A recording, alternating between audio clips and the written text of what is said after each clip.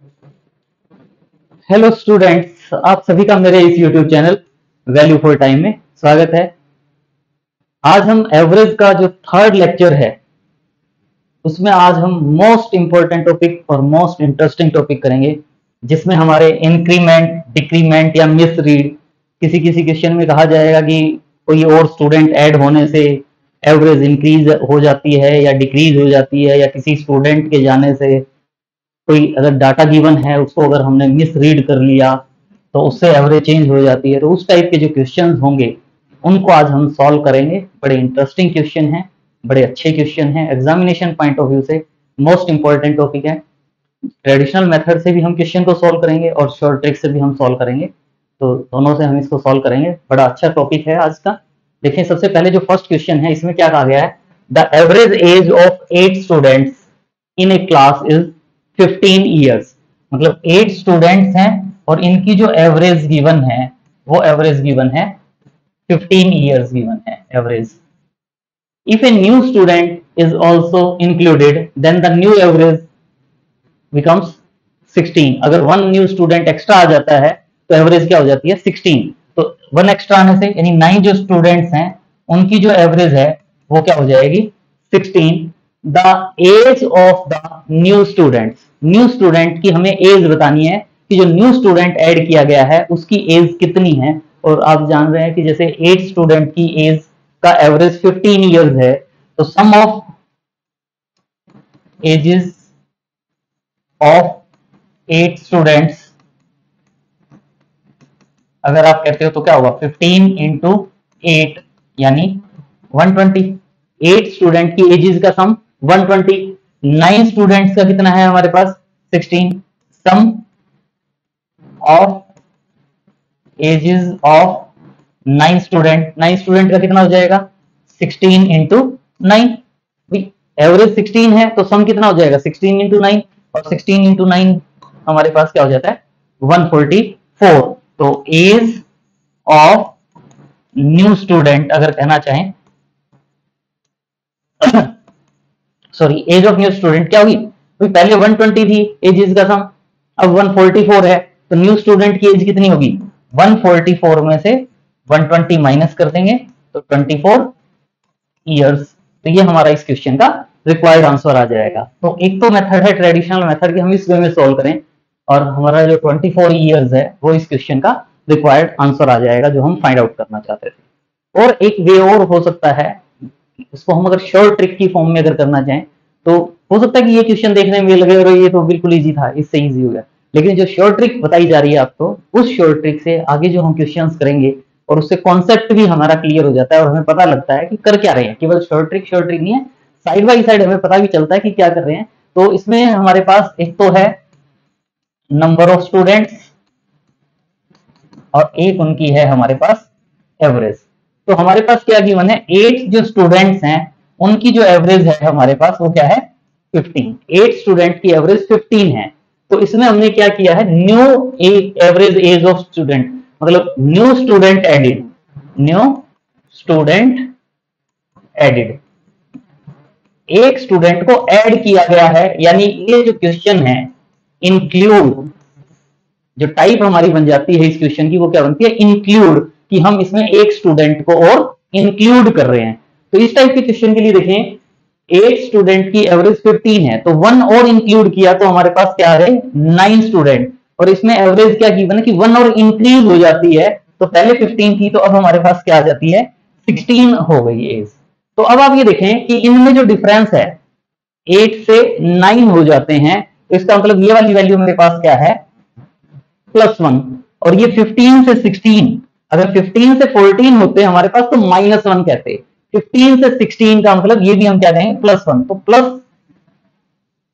और माइनस दोनों साइन हम यूज करेंगे। और इसके बाद जो पार्ट बनता है कि ये जो +1 आता है यहाँ पे, जो ये हमारा +1 है, हम क्या कहते हैं कि इस +1 को इस वैल्यू से मल्टीप्लाई करते हैं, प्लस ये जो वैल्यू आएगी इस वैल्यू को इससे मल्टीप्लाई करते हैं, दोनों को ऐड कर देते हैं। वो जो पार्ट आएगा वो पार्ट जनरली कह देते हैं कि आंसर आ गया। लेकिन मैं जो बात कहता हूं कि ये जो पार्ट है इसको भी हम स्टार्टिंग में थोड़ा सा नोट डाउन करें, और इसकी ही अकॉर्डिंग हमें यहाँ जो पार्ट है कि हमने क्या किया है उससे ही पता चलेगा कि हमने 1 स्टूडेंट ऐड किया था, तो मतलब ये जो वैल्यू फाइंड आउट करने की करें, ये वैल्यू स्टूडेंट से रिलेटेड ही आएगी।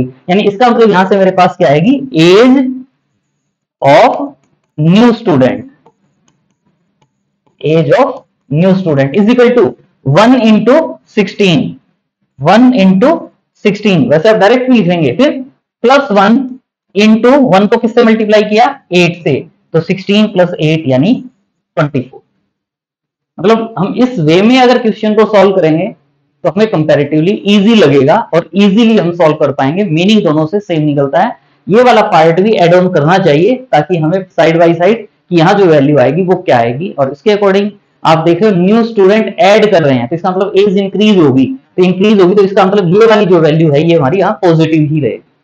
अगर यहाँ कुछ कम होता होगा, डिक्रीज होता होगा, तो हमें यहाँ जो है लेफ्ट साइड में जो वैल्यू लिखेंगे ये हमें नेगेटिव में लिखनी चाहिए। अगर हम वो प्रैक्टिस कर लेते हैं तो और अच्छा रहता है। अदरवाइज कई बार ये कह दिया जाता है कि यहाँ नेगेटिव में जो वैल्यू आ गई उसको कह दो इग्नोर नेगेटिव साइन, लेकिन हमें क्या करना चाहिए कि जो यहाँ गिवन है उसके अकॉर्डिंग यहाँ जो वैल्यू बनेगी उसको हम लिखेंगे और उसके अकॉर्डिंग हम क्वेश्चन को सॉल्व करेंगे। और आप देखेंगे स्टेप बाय स्टेप जो क्वेश्चंस करेंगे, आज 8 to 10 क्वेश्चंस हैं, उनको हम डिस्कस करेंगे 1 by 1, तो उस सारा का सारा कॉन्सेप्ट हमारा क्लियर हो जाएगा। किसी में इंक्लूड कर रहे हैं, किसी में रिप्लेसमेंट का क्वेश्चन है, किसी में हम डिक्रीज कर रहे हैं, तो हर टाइप के क्वेश्चंस, इंक्रीज और डिक्रीज मिक्सअप टाइप क्वेश्चंस भी होंगे।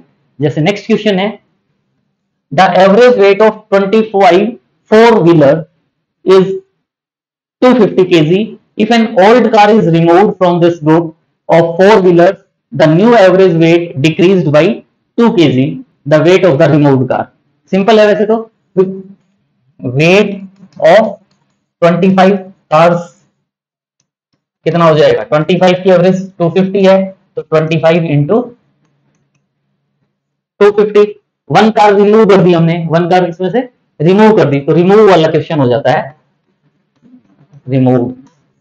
रिमूव कार का क्वेश्चन हो जाता है। तो वेट ऑफ 25 कार्स आ गया, तो वेट ऑफ 24 कार्स क्या कह रहे हैं हम, एवरेज जो है वो डिक्रीज्ड बाई 2 है, डिक्रीज्ड बाई 2 है, इसका मतलब पहले 250 थी तो 248 हो जाएगी, इसका मतलब 24 कार की क्या होगी, 24 इंटू 248, और इसके बाद wait of removed car, removed car का वेट कितना हो जाएगा, 25 इंटू 250 में से 24 इंटू 248, इसको माइनस कर देंगे और यहां से जो वैल्यू आएगी वो हमारा रिक्वायर्ड आंसर आ जाएगा कि इतने केजी हो। तो एक मेथड तो ये है कि जिससे हम ट्रेडिशनल मेथड से सॉल्व कर सकते हैं। एक आप देखें, अगर हम ये कहें नंबर ऑफ कार्स है और वेट है, एवरेज वेट है, पहले क्या है हमारे पास, 4 व्हीलर्स 25 4 व्हीलर्स हैं और उनकी एवरेज कितनी है हमारे पास 250, 1 कार रिमूव्ड, 1 कार रिमूव कर रहे हैं, इसका मतलब कम कर रहे हैं, यानी जो कार है वो हमने इसमें से रिमूव की है, तो 1 कार रिमूव की तो पहले 25 की तो क्या हो जाएगी 24 कार्स, और एवरेज 2 से डिक्रीज हो जाती है, इसका मतलब क्या होगी 248। तो अब इसके बाद जो वैल्यू आएगी हमारे पास उसके हमें थोड़ा सा ध्यान देना है कि यहां से आप देखो 25 से 24 हो गया, यानी -1 हो गया, ये हमारे पास 250 से 248 हो जाता है, इसका मतलब ये हमारा 2 से डिक्रीज हो जाता है। तो हमने इस -1 को इससे मल्टीप्लाई करना है और -2 को 25 से मल्टीप्लाई करना है, तो क्या आएगा हमारे पास, क्या कह देते हैं जनरली यहां से, weight of removed car is equal to क्या कह देते हैं, 248 को -1 से मल्टीप्लाई करेंगे तो -248, -2 को 50 से मल्टीप्लाई करेंगे -50, यानी -298। और जनरली क्या कह दिया जाता है कि इस नेगेटिव साइन को रिमूव कर दें, क्योंकि वेट कार हमने जो रिमूव की थी, तो इसका मतलब 298 जो है वो हमारा रिक्वायर्ड आंसर आ जाएगा कि जो कार रिमूव की गई है उसका जो वेट होगा वो क्या होगा 298 केजी। लेकिन मैं एक बात कहता हूं कि हम अगर स्टार्टिंग से ही ध्यान दें तो हमें ये देखना कि जो अगर यहाँ पार्ट कुछ इंक्रीज होगा तो उसको हम यहाँ प्लस में लेंगे, अगर कुछ डिक्रीज होगा तो उसको हम पहले ही माइनस में लें, ताकि हमें कोई प्रॉब्लम ना हो। अगर मैं यहाँ वेट ऑफ रिमूव्ड कार के प्लस पर मुझे पता डिक्रीज होगा, तो मैं अगर पहले ही यहाँ वेट ऑफ रिमूव्ड कार के साथ माइनस का साइन यूज करता पहले, तो मुझे नेगेटिव साइन रिमूव या कुछ नहीं कहना होता, माइनस साइन से माइनस साइन कैंसिल हो जाएगा, माइनस साइन से माइनस साइन कैंसिल होगा। और यहाँ नहीं करना चाहिए, वैसे हमें नेक्स्ट लाइन में लिखना चाहिए ये जो माइनस वाली वैल्यू है, इसके बाद क्या कहना चाहिए, therefore wait of removed car, वो क्या हो जाएगा 298 kg। देखिए इसमें कैलकुलेशन इजी है, इसमें हमें 25 को 250 से मल्टीप्लाई करना था, 24 को 248 से मल्टीप्लाई करना था, फिर उसको सिंप्लीफाई करते, तो यहाँ कैलकुलेशन इजी हो जाती है। नेक्स्ट क्वेश्चन इज, अभी एक क्वेश्चन में हमने इंक्लूड किया था, एक में हमने रिमूव किया था, इसमें हम क्या कर रहे हैं, रिप्लेस कर रहे हैं। सर्वेंट रिप्लेसमेंट का क्वेश्चन है, रिप्लेसमेंट।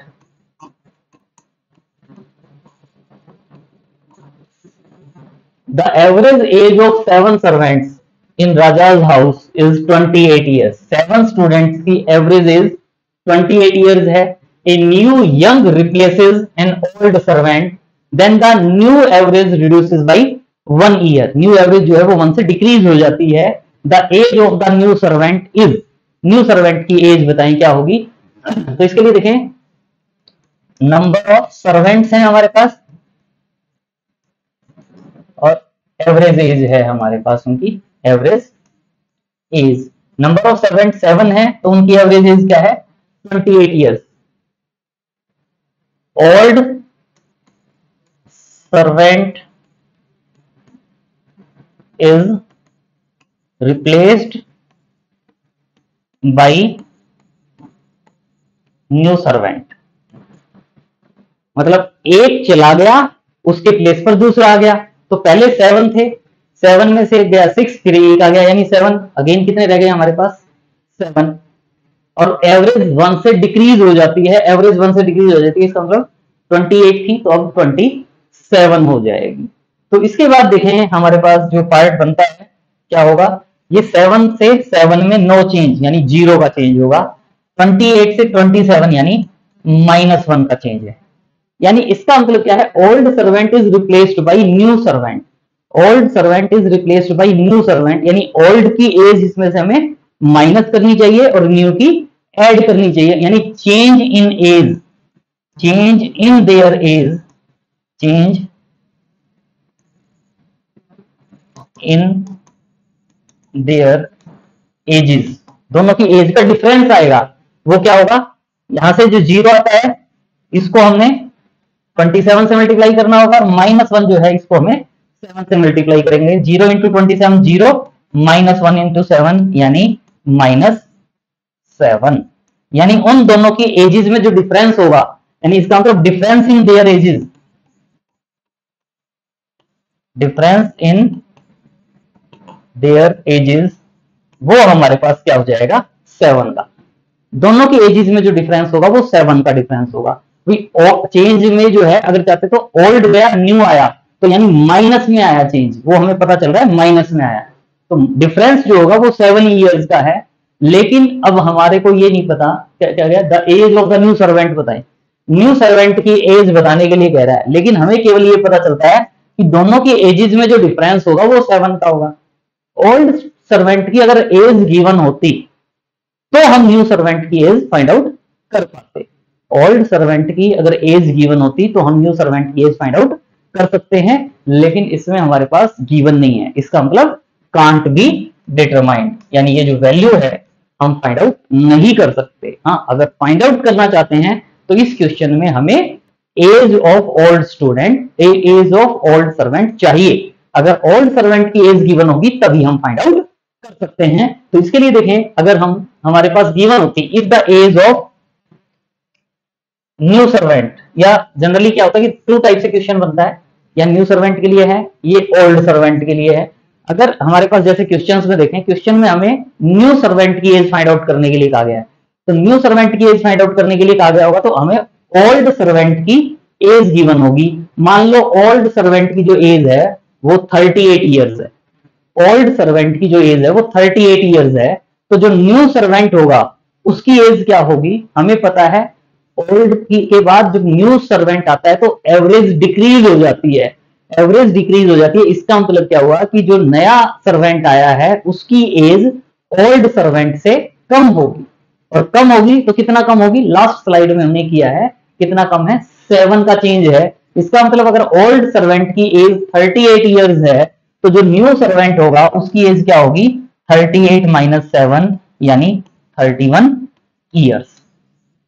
एवरेज डिक्रीज होगी, इसका मतलब नए सर्वेंट जो आया है उसकी एज कम होगी। इसी वे में अगर मान लो बाई चांस क्वेश्चन में हमसे ओल्ड सर्वेंट की एज पूछी जाती तो उसमें हमें क्या गिवन होता, न्यू सर्वेंट की एज। अगर मान लो एज ऑफ न्यू सर्वेंट हमारे पास गिवन है 38 ईयर्स, यानी अगर क्वेश्चन में हमें कह देता कि न्यू सर्वेंट की एज 38 ईयर्स है तो जो ओल्ड सर्वेंट है उस ओल्ड सर्वेंट की एज बताएं क्या होगी, तो हमें पता है कि एवरेज कम हुई थी तो इसका मतलब न्यू सर्वेंट की एज कम है, ओल्ड सर्वेंट की एज ज्यादा है। ओल्ड सर्वेंट की एज कितनी ज्यादा होगी, 7 ईयर्स, तो इसका मतलब क्या होगा 38 प्लस 7 यानी 45 ईयर्स। क्योंकि एवरेज डिक्रीज होती है इसका मतलब new is less then old one. Average decrease होगी तो इसका मतलब नए की जो एज है वो कम होगी। अगर एवरेज इंक्रीज हो रही होती तो नए की जो एज होती वो पहले वाले से ज्यादा होती। बड़े अच्छे क्वेश्चंस हैं, बड़ा इंटरेस्ट आएगा आगे, और भी इंटरेस्ट आएगा। द एवरेज मार्क्स, देखिए बड़ा अच्छा क्वेश्चन है। The average marks of Amit decreased by 1 when he replaced the subject in which he has scored 50। मतलब अमित जो है रिप्लेस्ड सब्जेक्ट, यानी एक तो हमारे पास गिवन है नंबर ऑफ सब्जेक्ट्स और एक एवरेज मार्क्स। अमित के नंबर ऑफ सब्जेक्ट्स मान लो n है और एवरेज जो है वो हमारे पास क्या है, x है। नंबर ऑफ सब्जेक्ट्स n है और एवरेज मार्क्स x है, तो हमारे पास क्या कह रहे हैं, decreased by 1 when he replaced the subject in which, यानी 50 जो 50 आए थे 50 वाले को रिप्लेस कर रहा है, 50 वाले पेपर को रिप्लेस कर रहा है with the other 2 subjects in which he has just scored 24 and 28 marks. मतलब प्लस 24 एंड प्लस 28, मतलब n सब्जेक्ट्स जो थे उसके, उन n सब्जेक्ट्स की एवरेज मार्क्स हम x कह रहे हैं।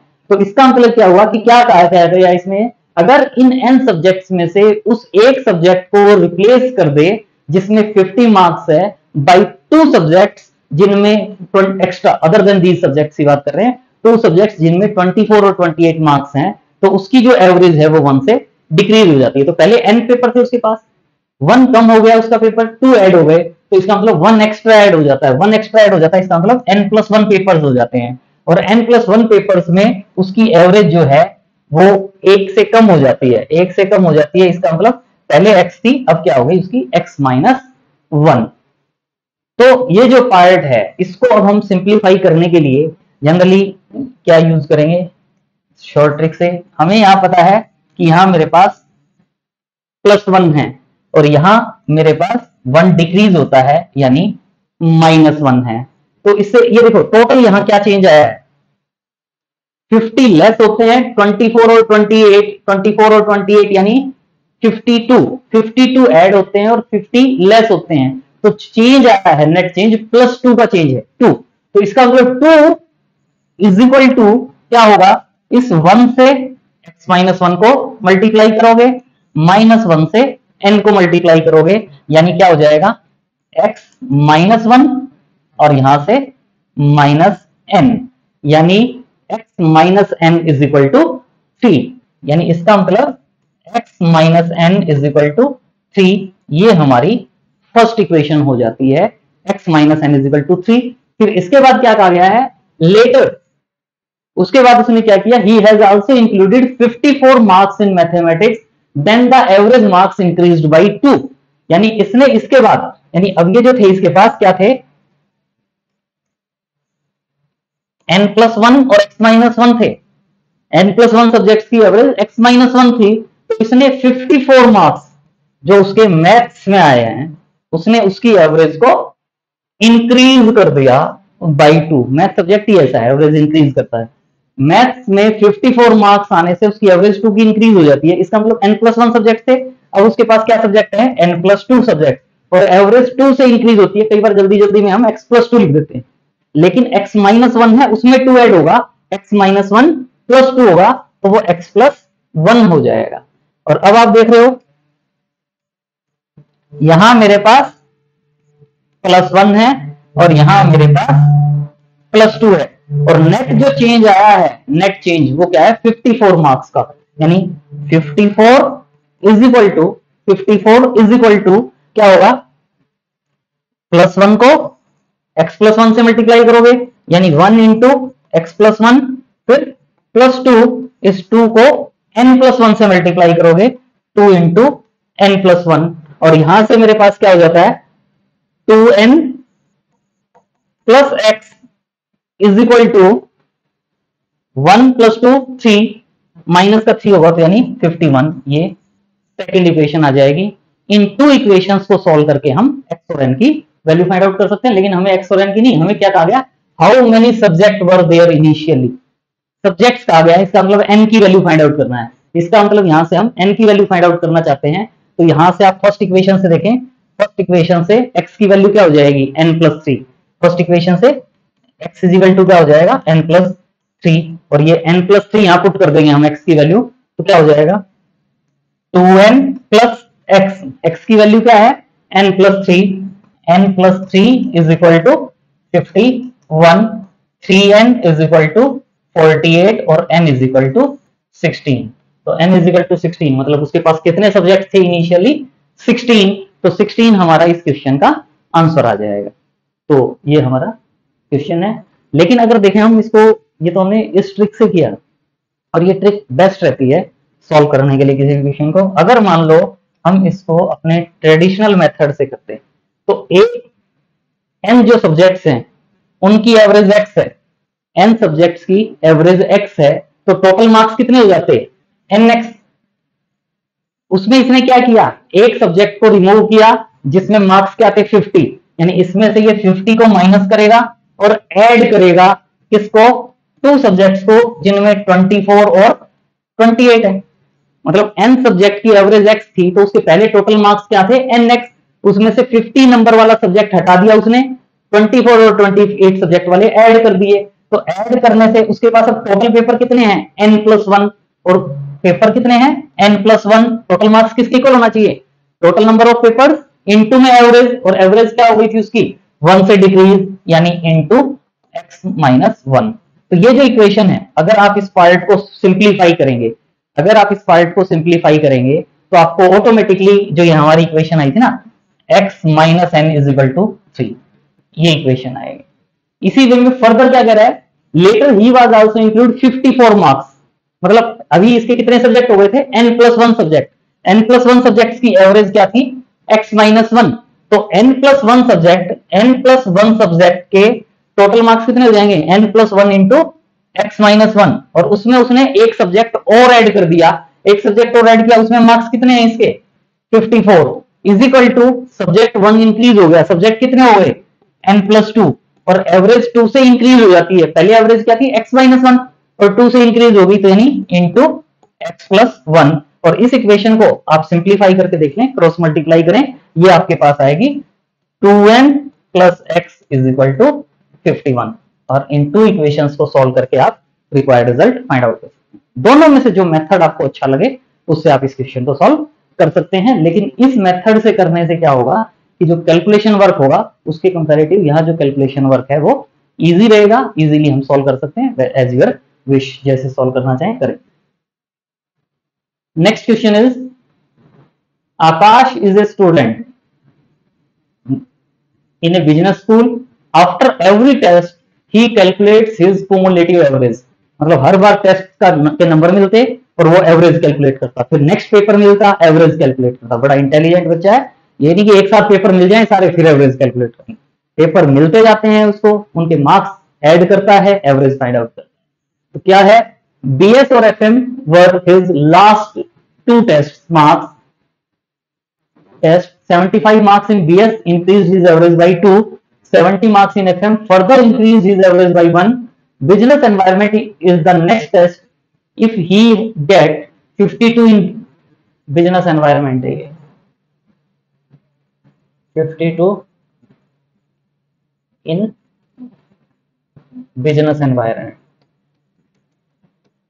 Business environment his average will be, उसकी एवरेज क्या होगी वो फाइंड आउट करना चाहते हैं। तो वही सपोज कर लेते हैं कि जो आकाश स्टूडेंट है इसके जो नंबर ऑफ सब्जेक्ट्स थे, नंबर ऑफ सब्जेक्ट्स और उनकी एवरेज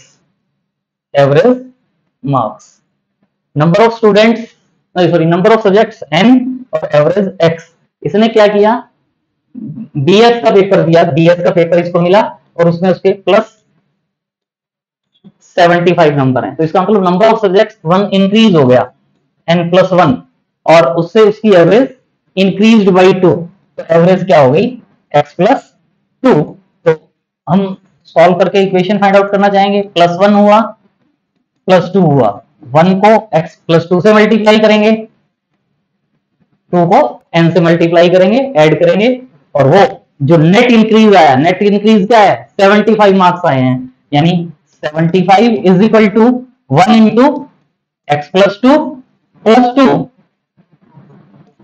इंटू n, और यहां से क्या हो जाता है x+2n, x+2n+2 है माइनस का हो जाएगा is equal to 73, first equation आ जाएगी। फिर इसके बाद BS में, यानी अब क्या है इसके पास n+1 सब्जेक्ट्स हैं और एवरेज क्या है x+2, लेकिन 70 मार्क्स आए FM में, FM में इसके +70 है, 70 मार्क्स आते हैं FM में और इसकी एवरेज फर्दर इंक्रीज बाई 1 है, तो यानी n+1 सब्जेक्ट्स थे वो n+2 सब्जेक्ट्स हो जाएंगे, एवरेज इंक्रीज बाई 1 x+2 से x+3 हो जाएगी। तो यहां से हमारे पास जो इक्वेशन फॉर्म होगी वो देखें क्या होगी, +1 यहां भी +1, तो 70 इंक्रीज हुए थे, तो 70 is equal to 1 into x+3 +1 into n+1, और यहां से आप देखते हैं x+n इज इक्वल टू 3 + 1 4, 70 - 4 यानी 66, ये हमारी सेकंड इक्वेशन हो जाएगी। फर्स्ट इक्वेशन और सेकंड इक्वेशन, इन दोनों इक्वेशंस को सॉल्व करके हम x और n की वैल्यू फाइंड आउट कर सकते हैं। तो x+n इज इक्वल टू 66 है, यहाँ x+2n है, ये जो x+2n है इसको हम 73 करें तो x+2n को क्या कह सकता था मैं, x+n इज इक्वल टू 73, और x+n की वैल्यू क्या है 66 + n इज इक्वल टू 73, तो n इज इक्वल टू हमारे पास क्या आ जाएगा 7, यानी स्टार्टिंग में जो उसने एवरेज फाइंड आउट की थी वो 7 सब्जेक्ट्स की फाइंड आउट की थी, और यहां से आप x+n इज इक्वल टू 66 से and x is equal to solve कर सकते हैं। तो यहाँ n 7 पुट करेंगे, 7 पुट करेंगे तो हमारे पास x की जो वैल्यू है वो क्या आ जाएगी 59, x की वैल्यू 59 आ जाएगी। अब ये देखें क्या कहा गया है, अगर उसने बिजनेस एनवायरनमेंट का नेक्स्ट टेस्ट दिया और उसमें उसके 52 मार्क्स आए तो उसकी एवरेज क्या हो जाएगी। तो अभी ये देखें, बिफोर बिजनेस एनवायरनमेंट एग्जाम, जो before in business environment exam, उसके जो नंबर ऑफ पेपर्स हैं, नंबर ऑफ पेपर्स वो हमारे पास कितने हैं n+2, n+2 का मतलब 9 पेपर हैं, और एवरेज जो है एवरेज वो क्या है x+3 यानी 62। बिजनेस एनवायरनमेंट का उसने एग्जाम दिया और उसमें उसके जो मार्क्स आते हैं वो कितने हैं +52। बिजनेस एनवायरनमेंट के पेपर में उसके जो मार्क्स हैं वो +52 है, एवरेज 62 है, एवरेज 62 है और 52 उसके नंबर हैं, तो इसका मतलब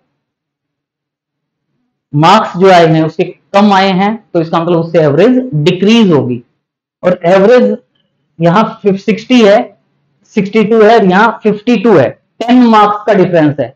डिफरेंस जो है मार्क्स में, डिफरेंस वो कितना है हमारे पास 62 - 52 यानी 10, तो average decreased by, average decreased by, average किससे डिक्रीज होगी?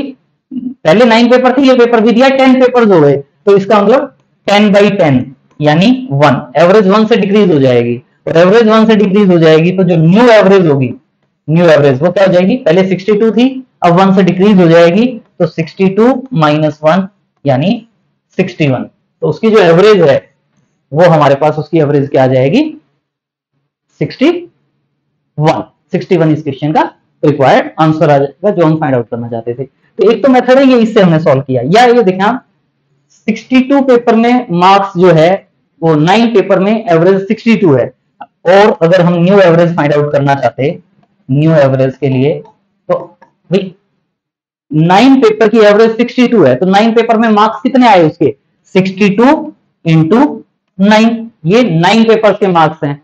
10th पेपर और दिया उसने बिजनेस एनवायरनमेंट का, और उसमें उसके मार्क्स कितने हैं? 52। तो इसका मतलब टोटल मार्क्स कितने हो जाएंगे? 9 पेपर के मार्क्स प्लस 10th पेपर के मार्क्स। और एवरेज फाइंड आउट करने के लिए हम क्या करेंगे? इस टोटल वैल्यू को 10 से डिवाइड कर देंगे, और इसको भी सॉल्व करोगे तो ये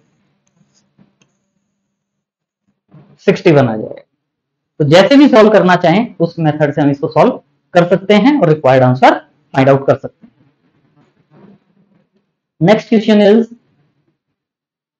the average earning of A group of person is ₹500 per day. Group of person, number of person है, नंबर ऑफ पर्सन, और क्या है उनकी average earning, average earning. Number of person को n है और उनकी एवरेज अर्निंग क्या है? 500 per day. The difference between the highest and lowest earning of any 2 person of the group is ₹400। Difference जो है, डिफरेंस किसमें? हाईएस्ट और लोवेस्ट में जो डिफरेंस है वो 400 रुपीज का है। तो मान लो हाईएस्ट सैलरी h है और लोवेस्ट सैलरी l है, तो h - l = क्या हो जाएगा? 400। If these 2 people are excluded, मतलब ये जो n पर्सन थी इसकी एवरेज 500 है, इसमें से क्या करें? ये जो h और l है, h एंड l एक्सक्लूडेड, इनको हम एक्सक्लूड कर दिया इसमें से, n में से, तो रिमेनिंग कितने रह जाएंगे? n - 2। If excluded earning of the group is decrease by ₹10, ज्यादा डिक्रीज नहीं हुई, h और l को रिमूव किया, हाईएस्ट अर्निंग वाले को और लोएस्ट अर्निंग वाले को, तो 10 से डिक्रीज हो जाती है एवरेज, यानी 500 थी तो 10 से डिक्रीज होगी तो यानी 490 रह जाएगी। If the minimum earning of a person of A group lies between 400 and 500, यानी मिनिमम अर्निंग जो L है, L इसकी जो वैल्यू है वो 400 एंड 500 के 400 और 450 के बिटवीन लाई करती है। जिसकी मिनिमम अर्निंग है वो लाई करती है between 400 and 500, and the number of person initially in the group was equal to prime number with both its digits prime. ध्यान रखना है, बड़ा अच्छा पॉइंट है। यानी ये जो n है, n, ये n क्या है? Prime with both its digits prime. अच्छी बात है, एक तो ये पता चल गया कि 2 डिजिट नंबर है और दोनों जो डिजिट्स होंगी वो दोनों डिजिट्स क्या होनी चाहिए? Prime number. Number of person in the group, सभी 2 डिजिट्स नंबर हैं और दोनों डिजिट्स प्राइम हैं। सो मोवे h एंड l को एक्सक्लूड किया गया है, इसका मतलब रिमूव किया गया, डिक्रीज हो रहा है हमारे पास इससे कुछ, और उसके लिए देखें क्या है, यहां से 2 डिक्रीज है यानी -2, यहां से 10 का डिक्रीज है यानी -10। तो h and l excluded, excluded का मतलब h और l दोनों को हटा दिया है, तो h प्लस l को हटाया, h प्लस l को हटाया, इसका मतलब कितना कम हुआ? -h प्लस l हो जाएगा यहाँ, इज इक्वल टू जो ये -2 आता है इसको 490 से मल्टीप्लाई करते हैं, जो -10 आता है उसको n से मल्टीप्लाई करते हैं, तो -10 इंटू n यानी -10n and -2 into 490, minus sign cancel कर देते हैं, तो h plus l is equal to क्या हो जाएगा, nn प्लस 980। ये हमारी थर्ड इक्वेशन है। First equation h minus l is equal to 400, यहां से h plus l is equal to this, इन इक्वेशंस को सिंप्लीफाई कर सकते हैं। तो यहां से अब आप यहां इसमें from 1 h minus l is equal to 400, इनको हम ऐड करके h की वैल्यू सब्ट्रैक्ट करके l की वैल्यू फाइंड आउट कर सकते हैं, लेकिन ऐड करने की जरूरत नहीं है, हमें ये पता है l की वैल्यू गिवन है, रेंज l की, तो हम चाहेंगे यहां से l की वैल्यू फाइंड आउट करना। तो l की वैल्यू फाइंड आउट करने के लिए हम इन दोनों इक्वेशंस को सब्ट्रैक्ट करेंगे, तो h से h कैंसिल हो जाएगा, l plus l, 2l is equal to 10n, 980 में से 400 माइनस होंगे तो प्लस 580। ये हमारी फोर्थ इक्वेशन, 2l की वैल्यू ये है, हमें गिवन है l जो है वो 400 एंड 450 के बिटवीन लाई करता है, तो इसको बोथ साइड 2 से मल्टीप्लाई कर दें। इसके बाद देखें क्या कहेंगे, 2 से मल्टीप्लाई करेंगे तो क्या होगा, 800 is less then 12 is less then 900, 2l की वैल्यू 10n प्लस 580, यानी 800 is less then 10n plus 580 is less then 900। 580 subtract कर दें सब में से, 580 सब्ट्रैक्ट करेंगे तो 800 में से 580 सब्ट्रैक्ट करेंगे तो 220 is less then 10n is less then 900 में से 580 माइनस करेंगे तो 320, 10 से 10 कैंसिल होगा, 22 is less then n is less then 32, तो n lying between 22 and 32। n क्या होना चाहिए, प्राइम नंबर, तो n के लिए पॉसिबल वैल्यू 22 और 32 के बिटवीन प्राइम नंबर क्या क्या होंगे, 23, 25, 27, 29, 31, ये प्राइम नंबर होंगे। लेकिन इन प्राइम नंबर्स में से ये 9 और 1 जो हैं ये प्राइम नंबर नहीं है, कंप्लीट नंबर भी प्राइम नंबर होना चाहिए और दोनों डिजिट्स प्राइम नंबर होनी चाहिए। तो इसका मतलब क्या हुआ कि ये भी रिजेक्ट हो जाएगा, ये भी रिजेक्ट हो जाएगा, तो n इज इक्वल टू हमारे पास क्या आ जाएगा 23, n इज इक्वल टू 23, क्योंकि हमें क्या गिवन था, prime and both digits prime, तो 23 जो है वो हमारा इस क्वेश्चन का रिक्वायर्ड आंसर हो जाएगा जो हम फाइंड आउट करना चाहते थे। Next question is, in A village the average age of n people is 40 years. n people की जो एवरेज एज है वो हमारे पास क्या गिवन है 40 ईयर्स, बट आफ्टर वेरिफिकेशन, यानी n पीपल की एवरेज एज जो है वो 40 ईयर्स है, average age number of peoples, but after verification it was found that age of a person has been considered 25 years less than the actual age। क्या है 25 less than actual age, मतलब बाद में जब वेरिफिकेशन की तो पाया गया कि एक पीपल ऐसा है जिसकी एवरेज 25 इयर्स कम कैलकुलेट कर ली एक्चुअल से। मान लो 55 थी तो 30 उसकी ऐड कर ली, यानी 25 कम ऐड की, तो इसका मतलब 25 कम ऐड की थी तो इसका मतलब हमारे पास 25 इंक्रीज हो गया, तो उससे ऑटोमेटिकली इंक्रीज हो गया, तभी क्या कह रहा है एवरेज जो है वो 1 से इंक्रीज होगी। लेकिन क्या है कि करेक्शन की गई है, तो पहले n थे तो करेक्शन की गई है, तो इसका मतलब ये भी n है, तो यानी ये जो क्वेश्चन हमारा बनता है वो बनता है मिस रीड।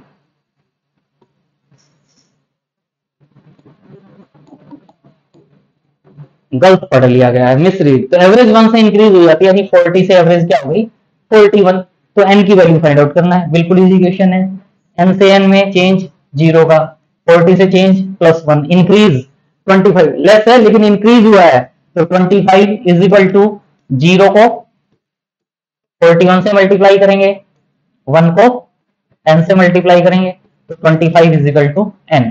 तो number of peoples, very easy question, 25, number of people 25 answer आ जाएगा। नेक्स्ट क्वेश्चन,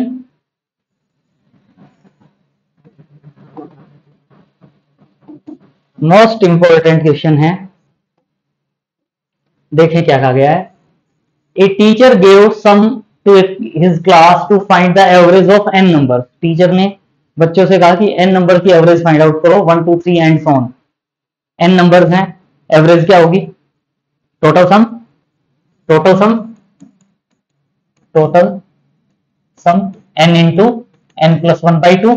तो जो एवरेज होगी n नंबर की, n से डिवाइड करोगे तो n प्लस 1 बाई 2, सीधा सा आंसर था, average n plus 1 by 2।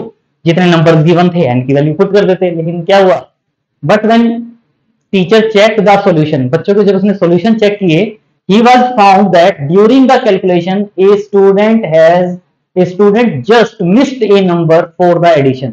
Number add करते हुए 1 2 3 4 में से बीच में से कोई नंबर 10 या 11 एक नंबर छोड़ दिया। फॉर्मूले में पुट करता तो नंबर नहीं छूटता, उसने ऐड किया 1 + 2 3, 3 + 3 6, 6 + 4 10, 10 + 5 की बजाय 10 + 16 कर लिया, 10 + 6 16 कर लिया, वो 5। एक नंबर उसने मिस कर दिया और एवरेज तो सही फाइंड आउट की, एन से ही डिवाइड किया, एवरेज फाइंड आउट की, लेकिन जब एक नंबर मिस कर दिया तो उसकी एवरेज भी गलत आएगी। तो missed a number, calculation of student just missed a number for the addition, thus his average of the number was 15। उसने जो एवरेज फाइंड आउट की, वो एवरेज उसने कितनी फाइंड आउट की? 15 फाइंड आउट की। तो कहता है then the value of n is, n की वैल्यू बताइए क्या होगी। तो नंबर्स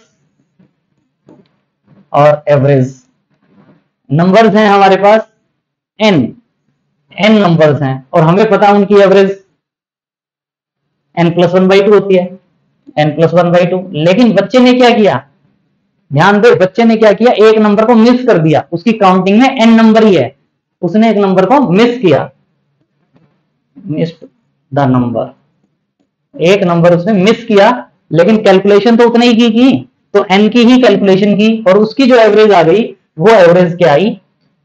15। उसकी एवरेज क्या आई? 15।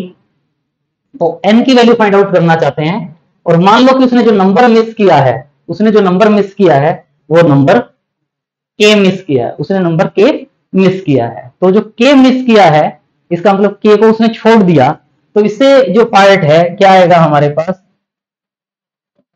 यहां पे चेंज 0। यहां जो चेंज है क्या होता है कि इंक्रीज है या डिक्रीज है, हमें पता उसने एक नंबर छोड़ दिया, इसका मतलब एवरेज कम आई है, एवरेज कम आई तो इसका मतलब ये वाली वैल्यू बड़ी है, ये छोटी है, इसका मतलब जो चेंज है वो क्या है, n + 1 बाई 2 माइनस 15 प्लस का है ये। तो इसका मतलब क्या होता है कि इसको इससे मल्टीप्लाई करते हैं और इस वैल्यू को इससे मल्टीप्लाई करते हैं, तो वो जो वैल्यू आती है वो किसके इक्वल आएगी, k के equal. k is equal to, जो नंबर मिस किया उसने, k इज इक्वल टू क्या होगा, 0 है और साथ में हमारा n into n + 1 by 2 minus 15, 2 से मल्टीप्लाई कर दे। एक तो ऐसे सॉल्व कर सकते हैं, एक देखें अगर हम डायरेक्ट सॉल्व करते हैं तो डायरेक्ट हमें पता है कि उसने एक नंबर को मिस किया और एवरेज उसकी 15 है, तो जो 15 एवरेज है, 15 एवरेज का क्या फॉर्मूला होता है, 15 इज इक्वल टू क्या होता है, सम ऑफ नंबर्स। वैसे तो सम ऑफ नंबर्स क्या होने चाहिए थे, n इंटू n + 1 बाई 2, ये नंबर होने चाहिए, लेकिन उसने जो सम फाइंड आउट किया, उसने क्या किया, सम उसका ये आना चाहिए था, लेकिन उसने क्या किया, एक नंबर मिस कर दिया, के उसने मिस कर दिया, तो उसका जो सम आया वो क्या आया, दिस माइनस के, और उसने इसकी एवरेज फाइंड आउट की, यानी इसको हम n से उसने डिवाइड किया, मतलब टोटल सम में से उसने एक नंबर के मिस कर दिया था, तो टोटल सम को उसने n से डिवाइड किया, तो उसकी जो एवरेज आई वो 15 आ गई उसकी एवरेज। तो इस पार्ट को सॉल्व करो या इसको सॉल्व करो, दोनों का मीनिंग सेम हो जाता है। तो यहां से आप देखो 2 से मल्टीप्लाई करोगे, 2k इज इक्वल टू क्या होगा, n into n + 1 minus 15n, और यहां से n² + n माइनस 15n, 15 को 2 से, 15 इंटू 2 30n हो जाता है हमारे पास यहाँ, और यहां से आप देख रहे हो ये वैल्यू क्या हो जाती है, n² माइनस 29n, यानी इसका मतलब यहां से मेरे पास क्या आ जाता है, n into n minus 29 is equal to 2k, n into n minus 29 is equal to 2k। n जो है, n if n is less than और इक्वल टू 29, अगर n लेस देन और इक्वल टू 29 है, n की वैल्यू less than और equal to 29 है, तो k क्या हो जाएगा, नेगेटिव के नेगेटिव, नॉट पॉसिबल। एन अगर लेस देन और इक्वल टू 29 होगा तो इसका मतलब 29 से लेस नहीं हो सकता। एन इज इक्वल टू 30 है, अगर एन की वैल्यू 30 है तो के की वैल्यू क्या आ जाएगी, 30 माइनस 29 1, 30 इज इक्वल टू 2 के, 30 इज इक्वल टू 2 के, इसका मतलब के इज इक्वल टू 15। इसका मतलब उसने जो नंबर्स गिवन थे 1 से 30 नंबर गिवन थे और उसमें उसने 15 को मिस कर दिया, और हम क्या सोचेंगे कि n is equal to 30 answer आ गया। लेकिन क्या n की आगे भी कोई वैल्यू हो सकती है? n इज इक्वल टू 31 अगर पुट करते हो तो क्या होगा, 31 into 31 minus 29 2, 31 into 2 is equal to 2 के इज इक्वल टू क्या आ जाएगा 31। इसका मतलब 1 से लेकर 31 तक नंबर गिवन थे, उसने 31 लास्ट वाले नंबर को छोड़ के एवरेज फाइंड आउट कर दी, 15 आ गई। तो इसका मतलब n की वैल्यू 30 भी हो सकती है, 31 भी हो सकती है। अगर n ग्रेटर देन 31 हो जाएगा तो k जो है वो ग्रेटर देन n होगा। अगर n की वैल्यू 31 से ग्रेटर होगी, 32 इंटू 3, k की वैल्यू ग्रेटर देन n आ जाएगी, k greater than n, not possible. तो इसका मतलब क्या हुआ, यहां से n की हमारे पास 2 वैल्यूज होंगी, यानी इस क्वेश्चन के लिए n इज आइदर 30 और 31। तो इसका मतलब 30 और 31, यहां अगर आइदर बी और सी गिवन होता तो वो आंसर हो जाता, लेकिन 30 और 31 दोनों आंसर होंगे तो हम क्या कहेंगे, नन ऑफ दिस। बड़ा अच्छा क्वेश्चन है कि क्वेश्चन गिवन था, उसमें से बच्चे ने एक नंबर को मिस कर दिया और फिर उसकी एवरेज फाइंड आउट की, तो उसको हम इस मेथड से सॉल्व करेंगे। लेकिन नेक्स्ट जो क्वेश्चन है उसमें और अच्छी बात है, इसमें तो उसने इस नंबर को मिस कर दिया, लेकिन इसमें क्या किया गया है, एक नंबर को इरेज ही कर दिया गया। तो दोनों क्वेश्चंस में स्लाइड चेंज है, देखें क्या कहा गया इसमें।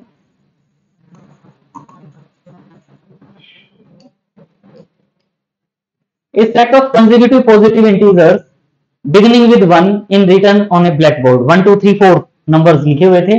A student came along and erased one number, जो नंबर लिखे हुए थे 1 2 3 एंड सो ऑन, n तक नंबर गिवन थे। बच्चा आया और उसने इनमें से किसी एक नंबर को इरेज कर दिया।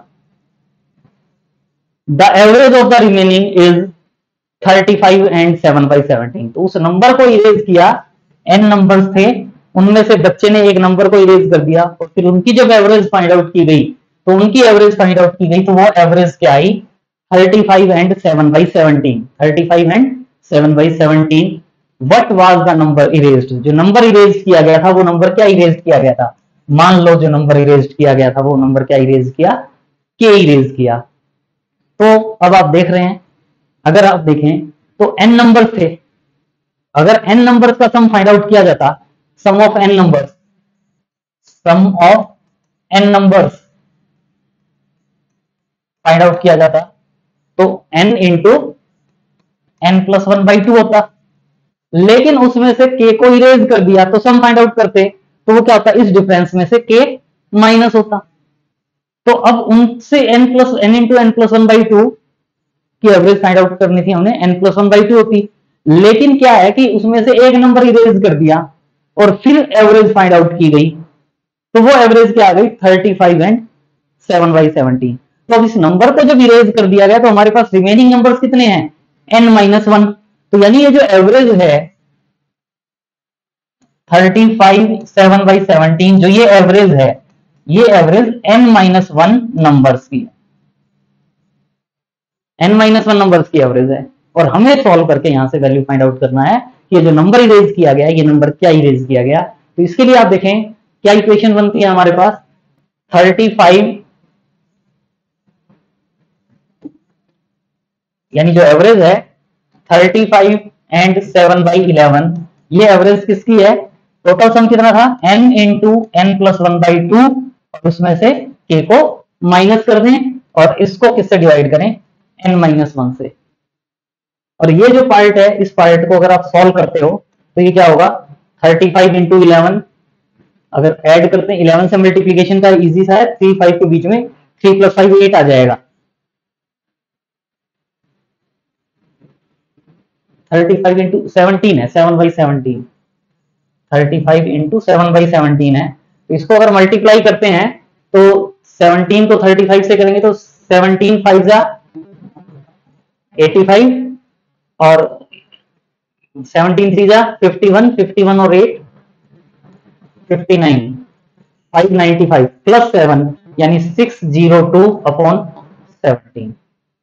यानी ये जो पार्ट है 602/17 is equal to n into n plus 1/2 minus k upon n minus 1।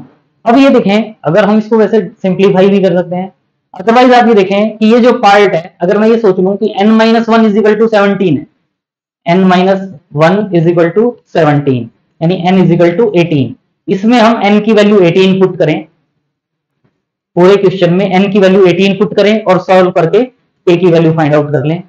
अगर कोई नंबर आ जाता है 7 8 9 में से आंसर हो जाएगा, लेकिन हमारे पास यहाँ पे वैल्यू नहीं आएगी। अगर हम इसको सॉल्व करते हैं तो नहीं आएगी। तो फिर हम सोच लेते हैं कि अगर ये मेरे पास 602/17 ना हो गए इंटू 2 यानी 1204/34 होता, और ये भी तो इसी के इक्वल होता। तो क्या n माइनस 1 की वैल्यू 34 हो सकती है? n minus 1 is equal to 34, n is equal to 35। इसमें आप n की वैल्यू 35 पुट करें और सोल्व करके k की वैल्यू फाइंड आउट कर लें। आप देखेंगे कि क्या k आएगा, इसमें भी k की वैल्यू नहीं आएगी हमारे पास। फिर इंटू 3 करें, फिर 602 into 4 upon 17 into 4 is equal to n into n plus 1/2 minus k upon n minus 1। 17 into 4 68 होता है, n minus 1 is equal to 68, n minus 1 is equal to 68 कहेंगे तो n इज इक्वल टू क्या आ जाएगा 69, n is equal to 69। तो n is equal to 69 यहां हम इसमें पुट करेंगे, इस पार्ट को इज इक्वल टू n की वैल्यू 69 पुट करेंगे तो सॉल्व करेंगे तो यहां से हमारे पास k की वैल्यू आ जाएगी 7, और 7 जो है वो हमारा इस क्वेश्चन का आंसर हो जाएगा। n की वैल्यू 69 पुट करने से k इज इक्वल टू 7, यानी जो नंबर्स थे वो 1 to 69 गिवन थे, वो नंबर्स जो थे 1 to 69 गिवन थे, और बीच में एक नंबर 7 था उसको इरेज कर दिया और एवरेज फाइंड आउट की गई, तो वो एवरेज क्या आ गई 35 एंड 7/17। तो एक तो ये पार्ट है कि भाई इसको पहले 17 पुट करके देखा हमने n-1 को, फिर 34, फिर 51, फिर n-1 को 68 यानी n को 69। तो हम इस तरीके से भी सॉल्व कर सकते हैं, या अगर आप देखें कि अगर हम इसको एक तो इस वे में सॉल्व करते कि ये वैल्यूज पुट करें, या आपको पता है कि ये जो पार्ट है 602/17 इज इक्वल टू क्या है मेरे पास n into n plus 1/2 minus के डिवाइडेड बाई n माइनस 1 है, तो n माइनस 1 डिवाइड में है तो वो यहां आके मेरे पास n माइनस 1 से मल्टीप्लाई हो जाएगा, जो डिवाइडेड में था n माइनस 1 वो वहां चला जाए। तो अब ये जो है 17 और 2 है यानी 34 है, हम इस कंप्लीट इक्वेशन को 34 से मल्टीप्लाई कर देते हैं तो क्या होगा n माइनस 1 इंटू इसको आप 34 से मल्टीप्लाई करेंगे तो क्या होगा 602 इंटू 2, 17 कैंसिल हो जाएगा, 602 इंटू 2 1204 आ जाएगा, इज इक्वल टू 2 कैंसिल होगा 17 इंटू n इंटू 17 से मल्टीप्लाई करेंगे तो 17n square plus 17n minus 17 ये आ जाएगा।